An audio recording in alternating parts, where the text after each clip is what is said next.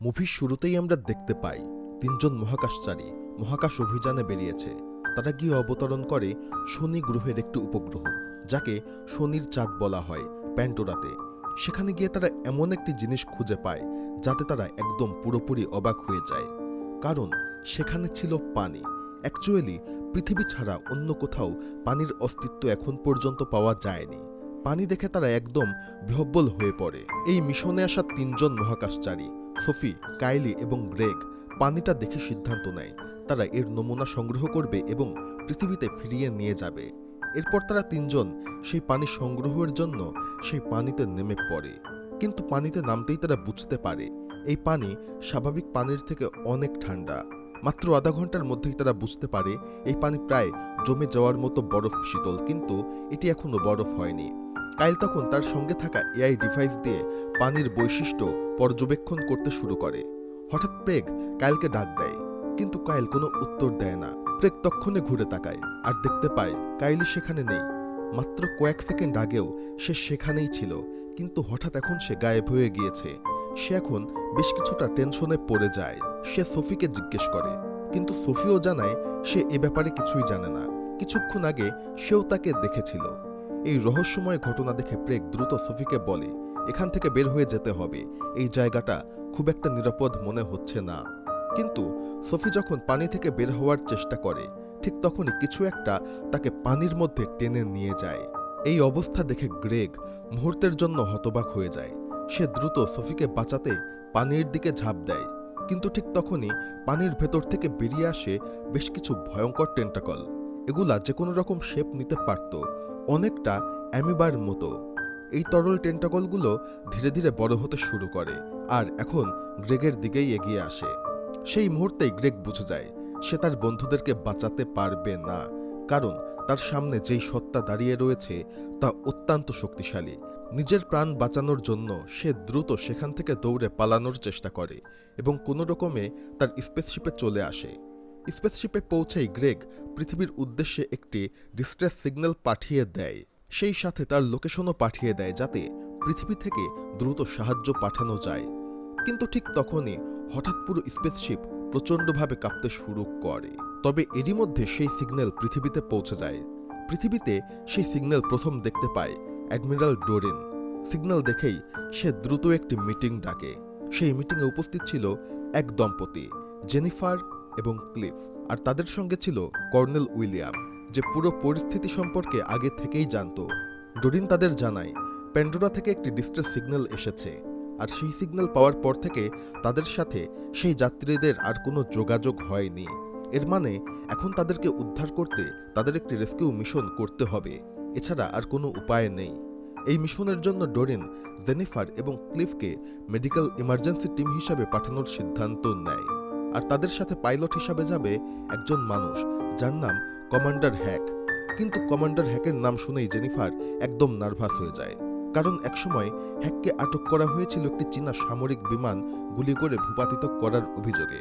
তবে colonel William জেনিফারকে আশ্বস্ত করে বলে হ্যাক কিছুটা খামখেয়ালি হলেও তার মতো পাইলট এই দুনিয়ায় আর নেই, তাই এই রিস্কি মিশনের জন্য তাকেই নিতে হবে। এরপর জেনিফার ডোরিনকে একটি গুরুত্বপূর্ণ প্রশ্ন করে। সে বলে, প্যান্ডোরায় পৌঁছাতে সচরাচর বেশ কয়েক মাস সময় লাগে, তাহলে আমরা এত দ্রুত কিভাবে পৌঁছাবো? তখন ডোরিন এবং কর্নেল উইলিয়াম তাকে জানায় অ্যাকচুয়ালি তারা একটি ওয়ার্মহোল আবিষ্কার করেছে, যে ব্যাপারে এখনো মানুষদেরকে বলেনি। এই ওয়ার্মহোলের মাধ্যমে তারা মাত্র কয়েক মুহূর্তের মধ্যেই সেখানে পৌঁছে যেতে পারবে। কিন্তু বড় একটি প্রবলেম রয়েছে, এই ওয়ার্মহোল শুধুমাত্র 10 ঘন্টার জন্য খোলা থাকে, এরপর এটি বন্ধ হয়ে যাবে আর টানা 6 মাসই বন্ধ থাকবে। মানে এই 10 ঘন্টার মধ্যে তাদের পুরো মিশন শেষ করতে হবে। এদিকে জেনিফার যখন জানতে পারে যে ওই টিমের নেতৃত্বে ছিল গ্রেগ, সে একটু নার্ভাস হয়ে পড়ে, কারণ একসময় সে তার এক্স বয়ফ্রেন্ড ছিল। যাই হোক, সে নিজেকে সামলে নেয়। এরপর ডোরিন আরও একটি গুরুত্বপূর্ণ তথ্য জানায়, গ্রেগ এবং তার টিম প্যান্ডোরায় গিয়েছিল পানি খুঁজে বের করার জন্য, আর তারা যদি সেখানে পানি খুঁজে পায় তাহলে সেখানে ব্যাকটেরিয়া বা ভাইরাসও থাকতে পারে, তা মানুষের জন্য বিপজ্জনক হতে পারে। তাই এই বিষয়ে আগে থেকেই রেডি থাকতে হবে।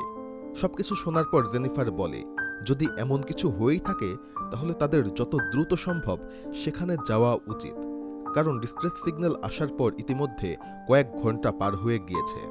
অবশেষে কিছু সময় পর তারা সবাই রেডি হয়ে যায় সেই স্পেসশিপে চড়ার জন্য।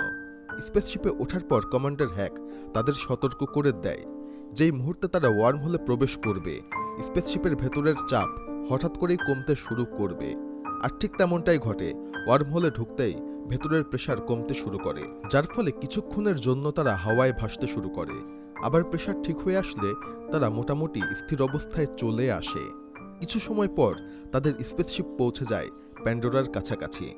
তখন সবাই জানালার বাইরে তাকিয়ে থাকে, কারণ প্যান্ডোরার দৃশ্য ছিল অসাধারণ সুন্দর।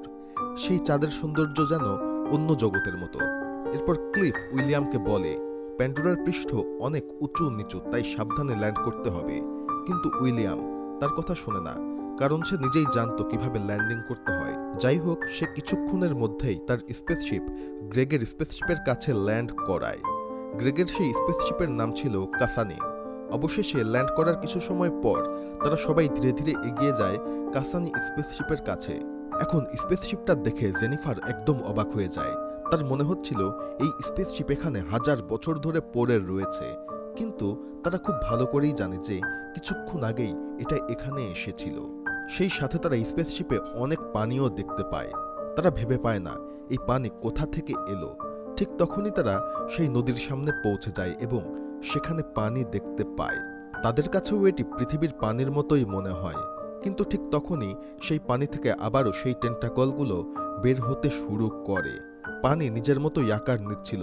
সবাই হতবাক হয়ে যায় আর তারা তাদের অস্ত্র দিয়ে আক্রমণ করতে থাকে, কিন্তু এতে কিছুই হয় না, কারণ পুরো স্ট্রাকচারটাই ছিল পানির, আর গুলি করে তার কোনো ক্ষতি করা সম্ভব না। অন্যদিকে হঠাৎ করেই গ্রেগের যেই পুরাতন স্পেসশিপ কাসানি ছিল, হঠাৎ করে সেটি চালু হয়ে যায় আর সেটি পৃথিবীর দিকে রওনা দেয়। এই দৃশ্য দেখে কমান্ডার হ্যাক দ্রুত তার স্পেসশিপ এআইকে নির্দেশ দেয় সেই স্পেসশিপটিকে ধ্বংস করে দিতে।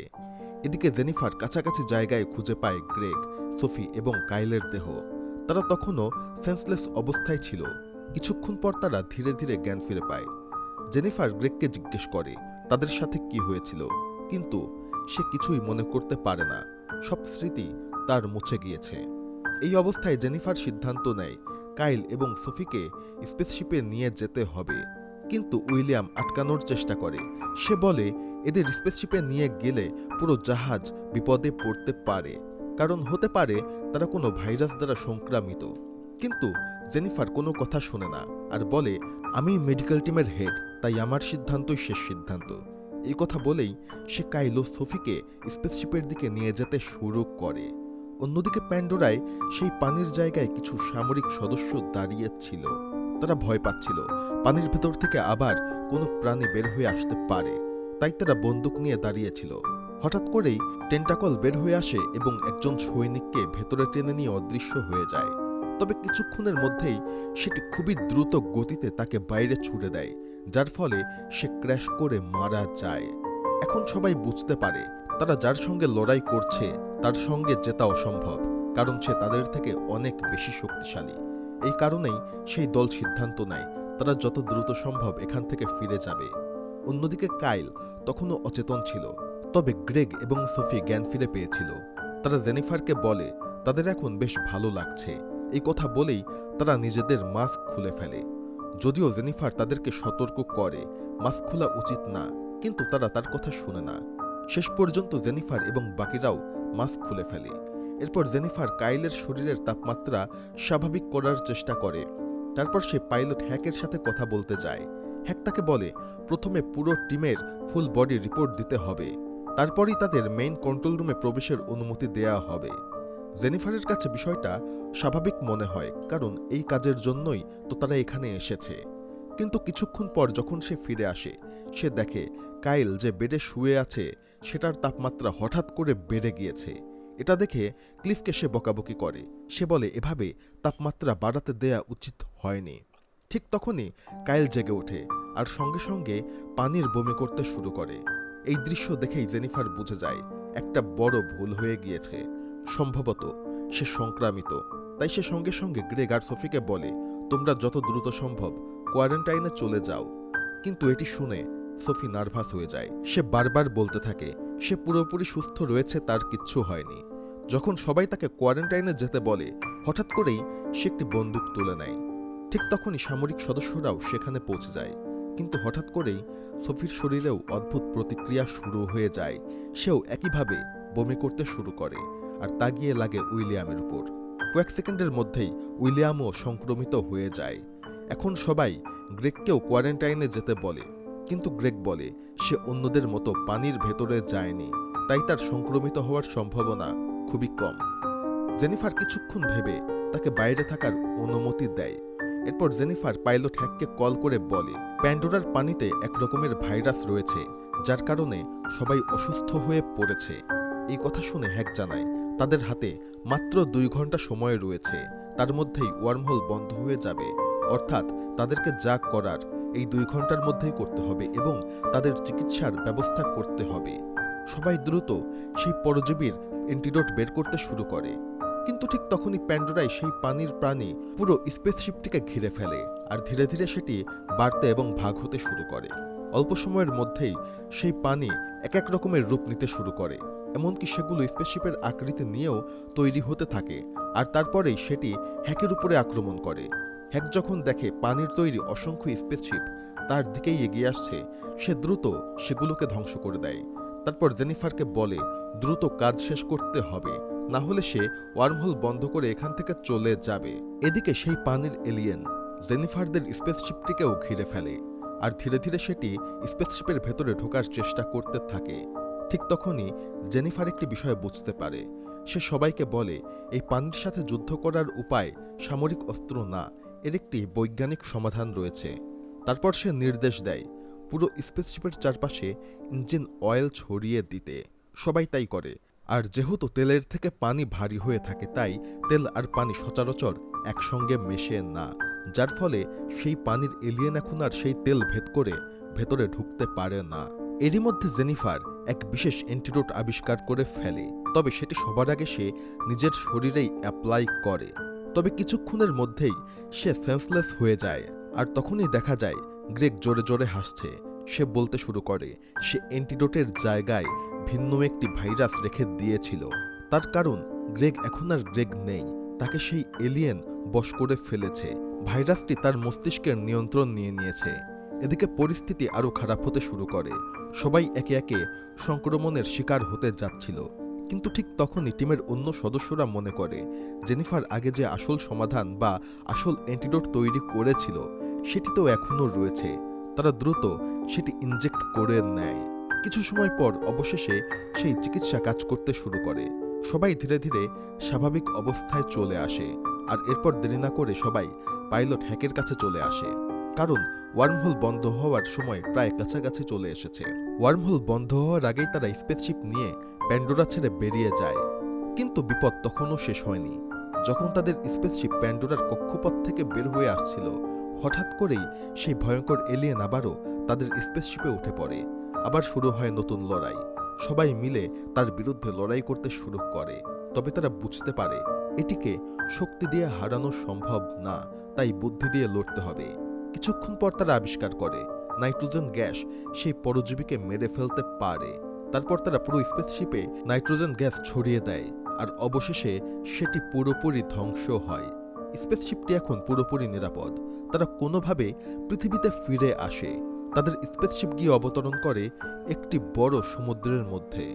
সবাই স্বস্তির নিঃশ্বাস ফেলে, তবে গ্রেগ তখনও চিন্তায় ছিল। সে জেনিফার এবং ক্লিফকে জিজ্ঞেস করে সেই পরজীবী কি আবারও আসতে পারে, অথবা সেটির ভাইরাস কি এই শিপে রয়েছে। তখন জেনিফার জানায় এটা কোনোভাবেই সম্ভব না, কারণ তারা যেই সমুদ্রে ল্যান্ড করেছে এটি সবথেকে বেশি লবণাক্ত পানির সমুদ্র, যার ফলে সেই ভাইরাস থাকলেও তা সঙ্গে সঙ্গে মারা যাবে। আর এরই মধ্য দিয়ে মুভিটি শেষ হয়ে যায়। ভিডিওটি ভালো লেগে থাকলে অবশ্যই চ্যানেলটি সাবস্ক্রাইব করবেন। ধন্যবাদ।